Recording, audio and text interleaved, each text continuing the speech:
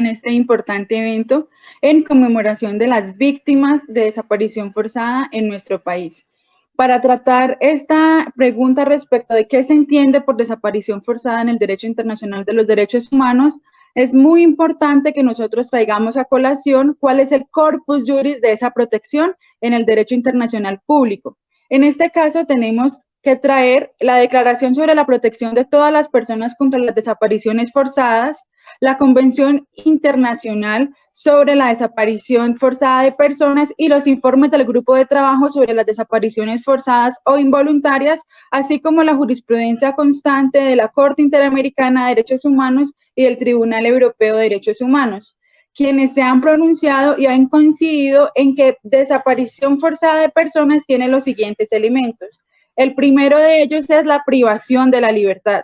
El segundo, la participación directa de agentes estatales o la quiesencia de estos. Y la tercera, el tercer elemento de estos es, en primer lugar, la negativa de reconocimiento de la detención y, por último, negarse a dar pistas o a establecer de forma verídica sobre cuál es exactamente la ubicación de las víctimas. De esta manera, la desaparición forzada de personas se constituye como una vulneración de extrema gravedad para los derechos humanos y, si es constitutiva de manera reiterativa, como un delito de lesa humanidad. A su vez, el derecho internacional de los derechos humanos ha concebido que la desaparición forzada de personas tiene un carácter pluriofensivo. ¿Qué quiere decir esto? Que no solamente ataca, vulnera o viola un derecho humano, sino que ataca una pluralidad de derechos humanos. Para el caso de la desaparición forzada de personas, estamos en una vulneración al derecho de la vida, al derecho a la integridad personal, al derecho a la libertad y al derecho a la personalidad jurídica. Teniendo en cuenta estas consideraciones, me voy a permitir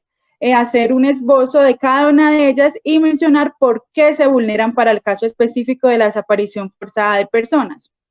Frente al derecho de la libertad personal, es necesario mencionar que es un derecho que está siendo protegido por diferentes instrumentos en el campo del derecho internacional de los derechos humanos. Es un derecho inherente al ser humano por el simple hecho de serlo, que tiene como finalidad proteger a las personas de la injerencia del Estado, protegerlas de cualquier trato que vaya en contra de la protección de sus derechos humanos y que no, para que estas personas no tengan un trato arbitrario o para que no se les desconozcan sus derechos. El derecho a la libertad personal cobra especial relevancia teniendo en cuenta que su vulneración da pie para que se cometan posteriores vulneraciones. A su vez, el derecho a la personalidad jurídica, que también es vulnerado con la desaparición forzada de personas, es un derecho muy importante puesto que los estados tienen la obligación de garantizar condiciones, tanto sociales como jurídicas, para que todas las personas podamos gozar de nuestros derechos y de nuestras obligaciones libremente. El hecho de que una persona sea sustraída, en este caso, mediante una detención arbitraria o mediante una desaparición forzada de personas, sea sustraída de la protección del Estado, desdibuja cualquier tipo de situación que le pueda permitir una protección, de poder acudir ante su juez natural, de poder contar con un recurso eficaz, efectivo, idóneo para proteger el bien jurídico conculcado y por eso cobra especial relevancia también este derecho a la personalidad jurídica. A su vez, el derecho a la vida es un derecho que es considerado inmanente en el derecho internacional de los derechos humanos. No puede ser suspendido bajo ningún motivo, ni siquiera cuando se amenaza la vida de la nación. Al respecto, la Corte Interamericana de Derechos Humanos ha mencionado que hay una seria presunción de la afectación del derecho a la vida cuando se está en un caso de desaparición forzada de personas. Y el Tribunal Europeo de Derechos Humanos ha mencionado a su vez que cuando se está en la desaparición forzada de personas, cuando hay presencia de agentes estatales y cuando esos agentes estatales no quieren hablar o no quieren decir en dónde están las personas, cuál es el paradero o no quieren confirmar efectivamente la detención de las personas, se está ante una seria presunción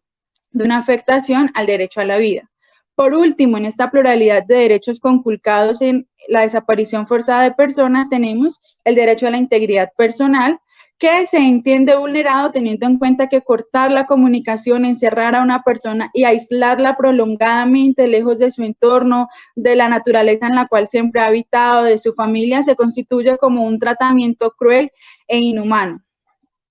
Dicho esto, se tiene entonces que la desaparición forzada de personas es considerada como una vulneración grave en el campo de los derechos humanos, y con esta conceptualización me voy a permitir hablar de cuáles son las obligaciones que tendría en este caso el Estado colombiano y que tienen en general todos los estados cuando se evidencia una grave vulneración a los derechos humanos. Y estas obligaciones son investigar, juzgar y sancionar. Pero esta investigación, juicio y sanción no puede darse de cualquier manera. Hay unos estándares en el derecho internacional que nos dictan cómo debe ser esa investigación. Por ejemplo, frente al caso de la investigación de desaparición forzada de personas, la Corte Interamericana de Derechos Humanos ha establecido que la investigación debe ser seria, imparcial, objetiva y debe ser asumida por el Estado como un deber jurídico propio, es decir, que no depende de la iniciativa de las familiares ni de las víctimas, sino que el Estado,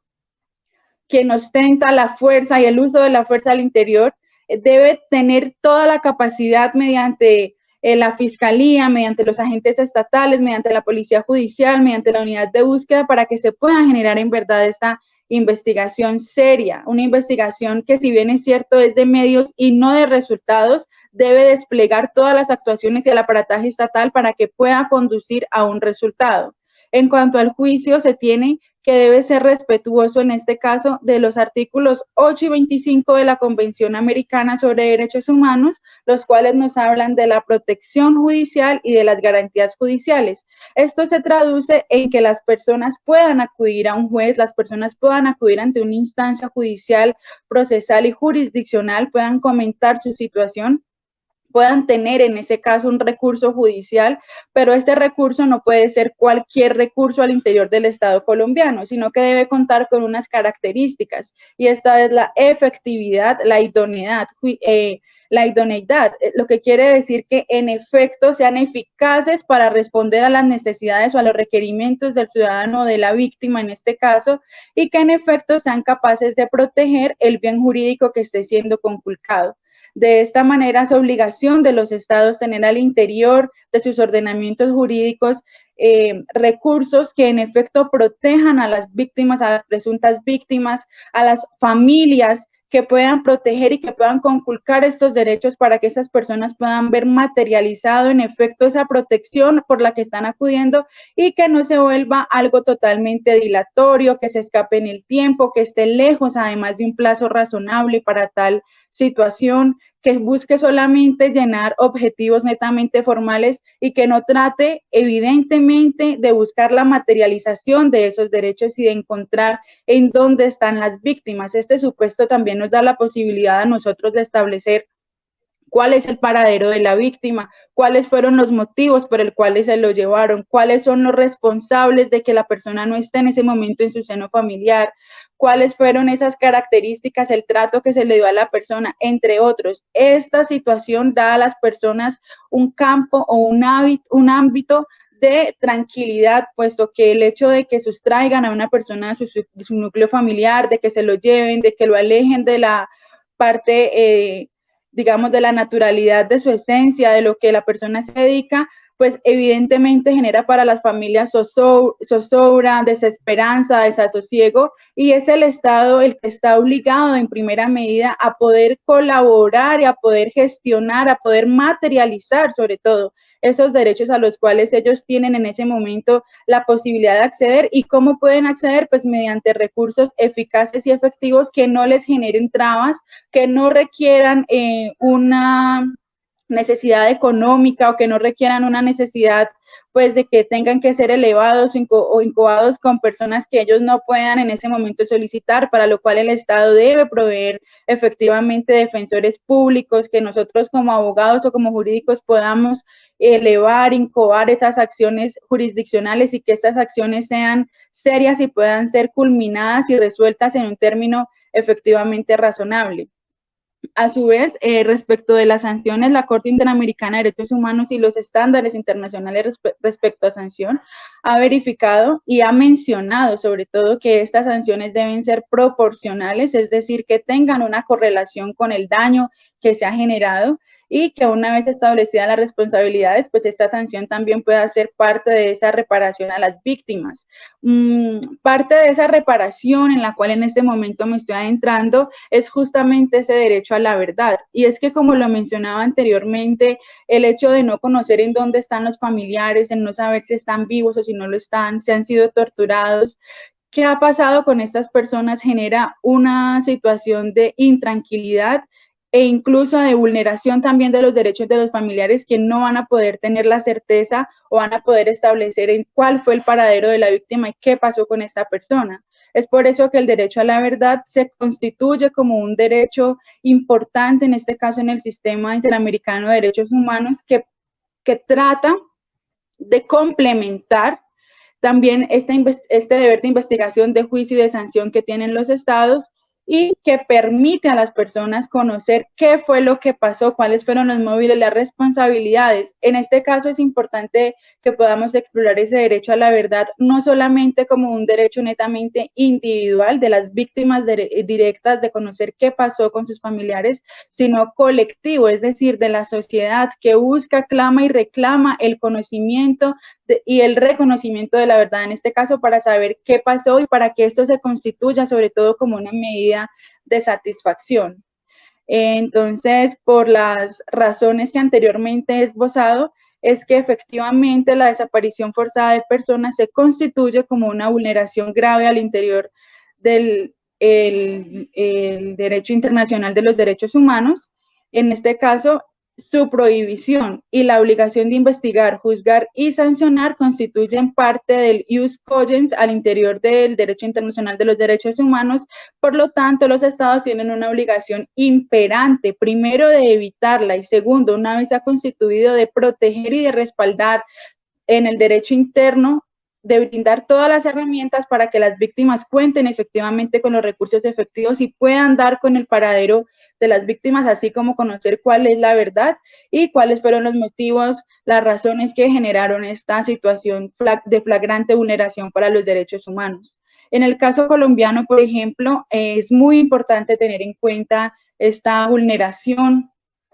a los derechos humanos, el carácter pluriofensivo, pero sobre todo poder nosotros acercarlo a este contexto de justicia transicional que atraviesa el Estado. Es muy importante tener en cuenta que, si bien es cierto, se ha suscrito un acuerdo de paz con las FARC-EP y ya ha pasado algún tiempo respecto de que se firmó este acuerdo de paz, en los territorios todavía vivimos la guerra, las comunidades indígenas, las comunidades afro todavía tienen que vivir ese recrudecimiento de la violencia al interior de los territorios, y estas vulneraciones flagrantes se siguen constituyendo día tras día. En ese caso es muy importante que nosotros, como defensores de derechos humanos, que la academia, que la institucionalidad, que la sociedad civil, que las organizaciones nos vinculemos a este ejercicio, que no seamos indiferentes ante una realidad que día a día golpea a nuestro país, y que podamos aportar desde nuestro activismo como defensores de derechos humanos, pero también que vinculemos la academia, nuestras investigaciones y demás, que todo esté encaminado a poder proteger y a poder promocionar efectivamente los derechos humanos, y sobre todo a brindar unas calidades que, si bien es cierto, están en cabeza del Estado, no debe solamente pensarse en el Estado como algo general o como una institucionalidad, sino que todos estamos llamados efectivamente a colaborar con esa protección y a estar pendientes de lo que pasa en los territorios, y de brindar efectivamente un apoyo jurídico, un apoyo social y psicosocial desde nuestra profesión, para que día a día esas víctimas de desaparición forzada encuentren un consuelo y pues no continúen con esa vulneración tan grave a sus derechos humanos, que pues no descansa. Reconocemos que es una vulneración que se sigue constituyendo en el tiempo, no es una vulneración que se dé en un solo tramo, sino que cada día crece, se acrecienta, y que la desesperanza pues ha acompañado a estas familias durante días, semanas, meses y años sin descanso. De esta manera yo le doy paso a nuestro compañero John Freddy Grisales, y espero haber dado una respuesta respecto a qué se entiende en el derecho